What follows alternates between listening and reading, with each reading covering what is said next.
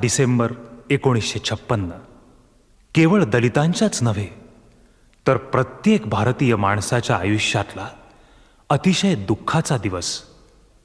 कारण या दिवशी प्रज्ञा सूर्य, कोटी कोटींचा मार्गदाता, विद्वत्तेचा मेरुमणी, विचारांचा धगधगता ज्वालामुखी शांत झाला. समस्त दलितांच्या न्याय्य हक्कांसाठी अहोरात्र जागणारा चंदनाच्या चितेवर शांत झोपी गेला, पुन्हा न उठण्यासाठी. 6 डिसेंबर 1956 डॉक्टर आंबेडकरांचं परिनिर्वाण. ज्यांनी चंदनाच्या चितेवर भीम पाहिला त्यांनी याच दिवशी कोटी कोटी आसवांचा पूर वाहिला, कोटी कोटी आसवांचा पूर वाहिला.